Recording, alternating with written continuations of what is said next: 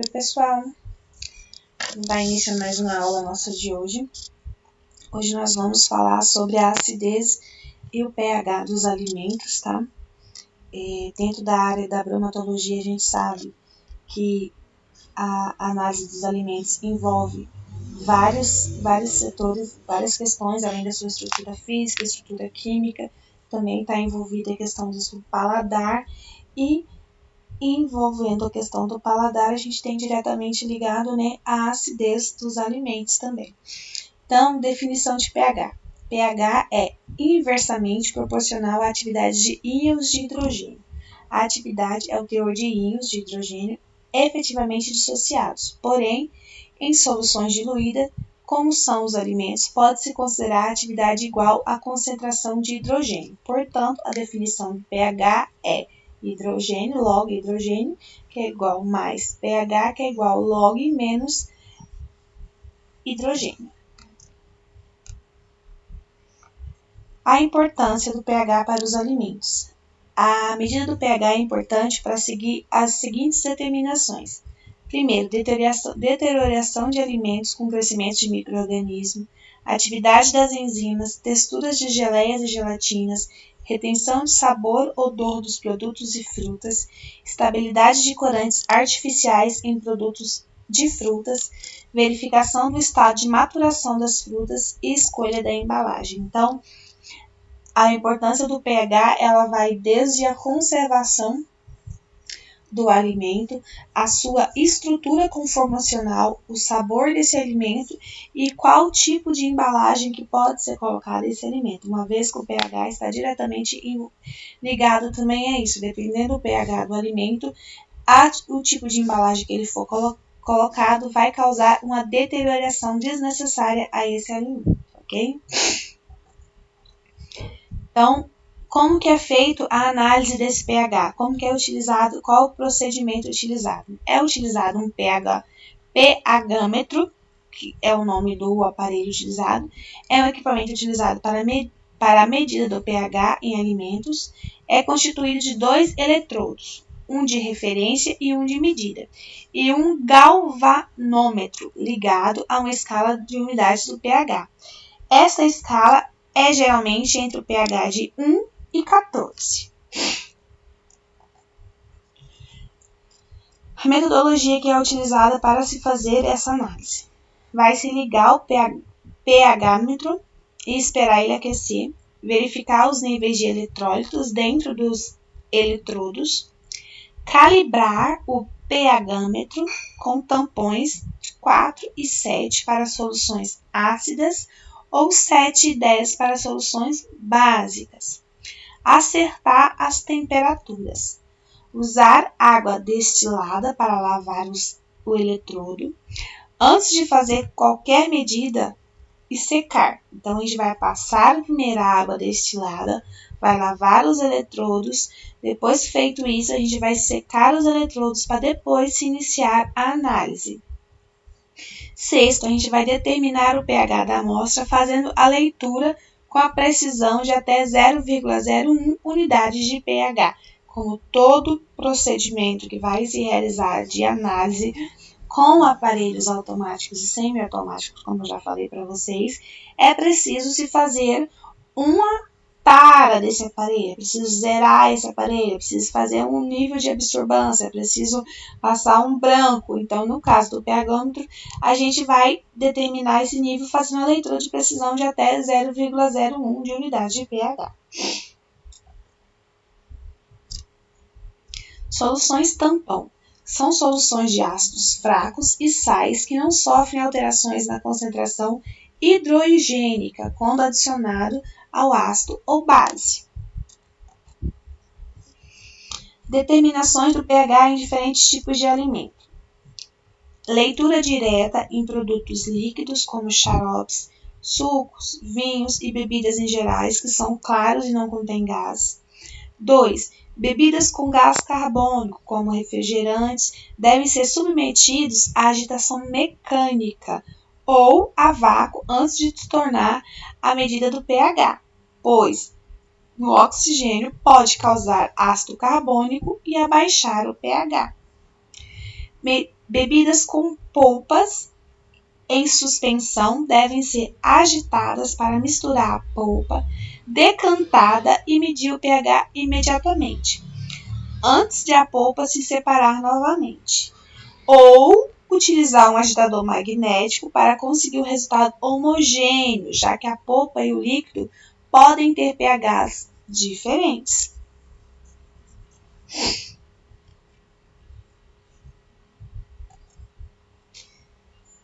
Em produtos sólidos e secos, como as farinhas, os pães, macarrão, biscoitos, é preparado um extrato com suspensão de 10 gramas do produto em 100 ml de água.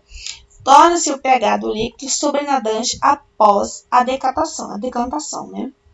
Em bebidas alcoólicas, deve tomar cuidado com a uniformidade do álcool no produto. Produtos sólidos, mas com bastante umidade, como queijos frescos, devem ser macerados e homogeneizados. Os eletrodos são enfiados dentro da massa da amostra em pelo menos 3 lugares diferentes para se tirar uma medida média do pH. Nesse caso aqui, é aquela questão lá da amostragem que a gente falou lá no início do semestre. Quando se tem produtos que tenha maior quantidade ou um tamanho maior do que aquele que você consegue ter uma base geral, a gente precisa retirar amostras de mais de um lugar. Como, por exemplo, aqui a questão dos queijos, que vai ser macerados, que vai ser utilizado vários pedacinhos, a gente não pode pegar só uma parte da amostra, né? Porque, principalmente produtos densos, ele pode ter diferenciação no pH de uma parte para outra. Então, é por isso que é imprescindível, né, fazer a coleta de mais de um local. Aqui a gente tem o exemplo de um pHômetro, tá, de bancada. Aqui são as partes da bureta, das pipetas, onde vai entrar em contato, né, com as nossas amostras. Aqui são alguns tipos de reagente. E aqui é a base do leitor, onde sai o resultado. Isso aqui é um tipo de amostra, algum tipo de pHômetro, tá, gente? Tem diversos tipos, ok? Fontes de erros. Quais são os erros que a gente pode ter durante esses processos que pode causar alterações aí na nossa amostra? Erro alcalino. O eletrodo do vidro é sensível a outros cátions, além do hidrogênio, como o sódio. O resultado pode ser um pH mais baixo do que o real. A gente vai ter um erro negativo. Porém, esse erro é mínimo em pH abaixo de 9. Para um pH acima de 9, existem eletrodos de vidros especiais insensíveis a outros cátions, fora o hidrogênio. Erro ácido vai depender da atividade da água. Geralmente, a atividade da água é 1 e não teremos problemas. Mas em soluções muito ácidas, a atividade da água é menor do que 1. Vai ocorrer um erro positivo. Um tipo de erro semelhante vai ocorrer se a atividade da água é diminuída por uma alta concentração de sal dissolvido ou por adição de solventes não aquosos, como atenol da bebida alcoólica. Então, assim, amostras que tenham uma alta concentração de sal ou que tenha concentrações alcoólicas, a gente precisa ter uma atenção especial, né, ao fazer essa análise para verificar se esses erros vão acontecer. Uma vez acontecendo esses erros, é indicado repetir a amostra, limpar os eletrodos e repetir a amostra para que não tenha alteração por causa da composição, né, dos produtos. O tampão utilizado para a calibração do pHômetro mal preparado, então pode ser também uma fonte de erro. Tampões geralmente são utilizados, tampões de reação, eles são sensíveis, eles não têm tempo de estabilidade muito grande, então o ideal é preparar em pequenas quantidades para que sejam utilizados, né, aí no máximo durante uma semana. Isso vai depender também da conformidade do tampão, porque tem tampão que tem que ser preparado todos os dias com a dosagem certa, então isso também pode interferir no resultado final. O potencial dos eletrodos varia com a temperatura. Nos pH-metros existe um controle para ajuste de temperatura dos tampões e das amostras, ou então existe um dispositivo de ajuste automático da temperatura. Isso também, ou seja, a variação da temperatura pode causar alteração. Desidratação da membrana de vidro, tornando-a insensível aos íons de hidrogênio. Por isso, é muito importante deixar o eletrodo sempre mergulhado na água destilada. Cuidado com o eletrodo e com o pH-metro. Quais são os cuidados que a gente deve ter com os eletrodos e com os pH-metros para a gente conseguir manter o tempo de vida útil desse aparelho estável e não termos alterações nos nossos exames? Manter os eletrodos dentro da água, manter os eletrodos de calomano cheios de KCl, manter os eletrodos ligados, porém sem tensão quando fora da solução, não deixar gordura nos eletrodos, lavar com solvente orgânico e depois com água destilada, sempre água destilada, nunca água de torneira.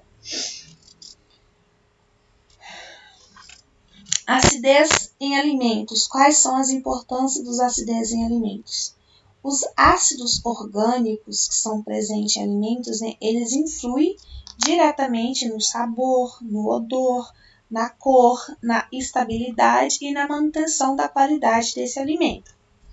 A acidez titulável das frutas ela varia entre 0,2% a 0,3% em frutas de baixa acidez, como maçãs vermelhas e bananas, e de 2% em ameixas e acima de 6% em limões.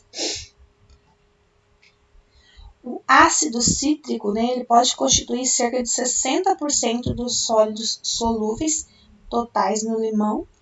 Os tecidos vegetais, com exceção dos tomates, são consideravelmente mais baixos em acidez, variando de 0,1 em abóboras e 0,4 em brócolis. Produtos marinhos, peixes e aves e produtos cárneos são consideravelmente menores em acidez e o ácido predominante é o ácido lácteo.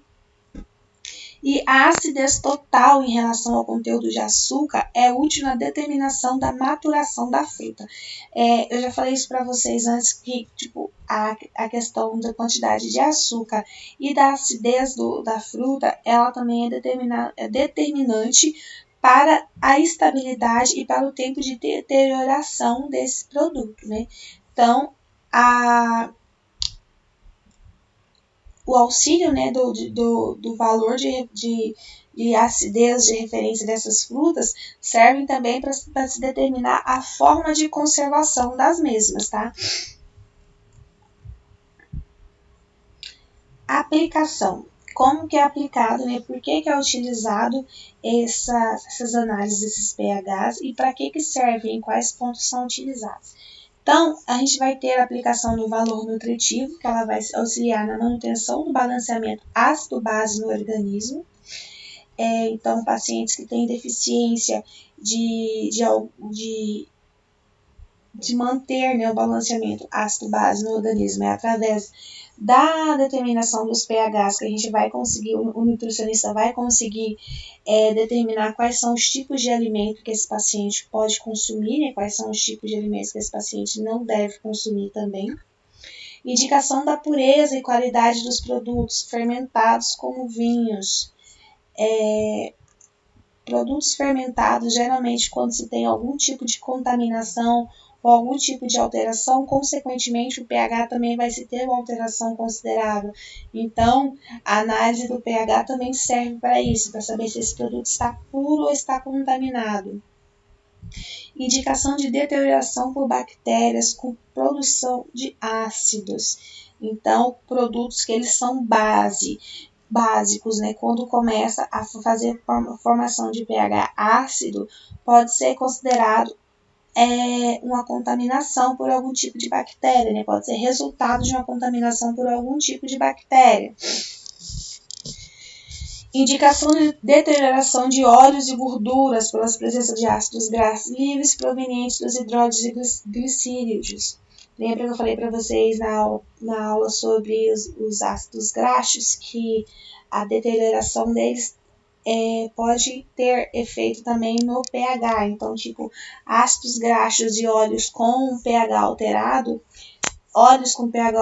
pode indicar deterioração aí, né, de presença de ácidos graxos, ou também a questão da refinação também pode ser que tenha passado por um processo de refinação mal feita. Critério para identidade de óleos e gorduras. Quais são os critérios para a identidade de óleos e gorduras? Eles vão ser determinados também pelo pH. Um exemplo básico que a gente tem é dos azeites, né? Então, quanto mais baixo o pH, melhor é o tipo de azeite.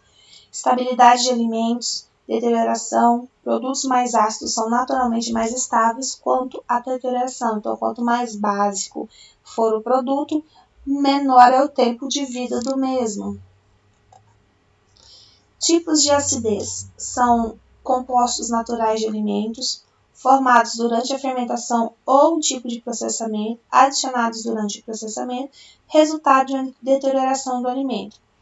Então, alguns tipos de alimento, eles levam a adição, né, de acidez para se manter um pouco mais a sua conservação e também até para mudar um pouco a conformação do sabor do próprio alimento.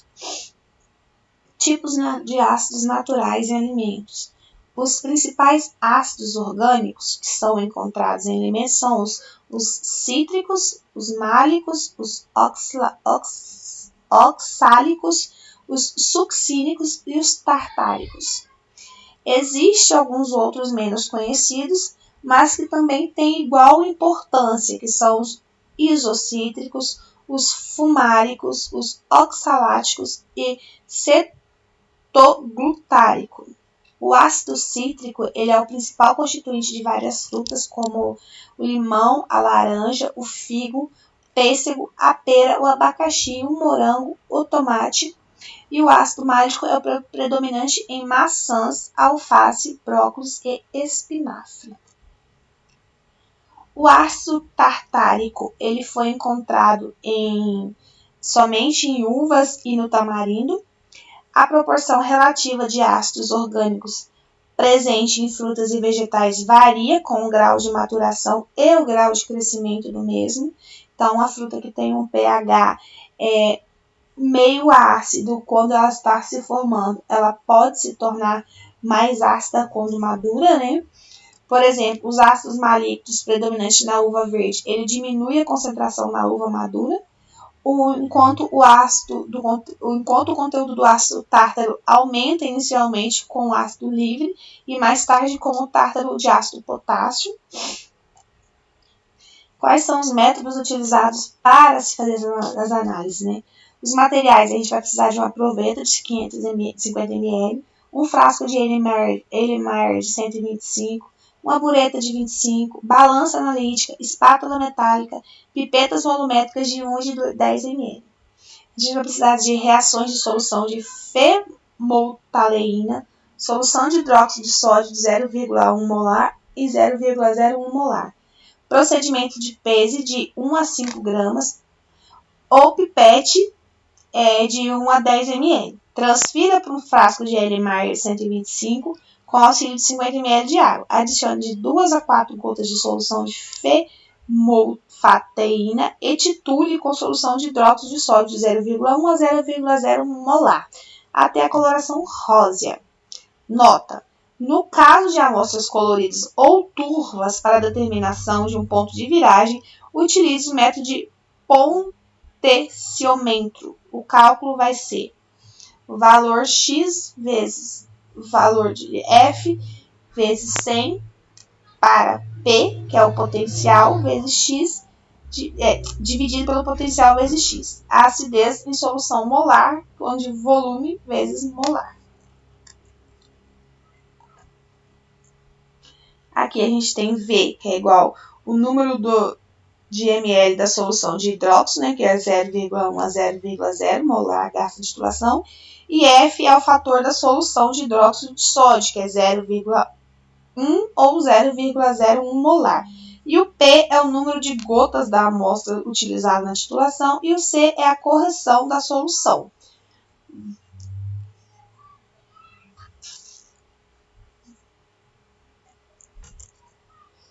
Bom, pessoal, a aula de hoje era sobre isso, sobre o pH, né, dos alimentos e a acidez.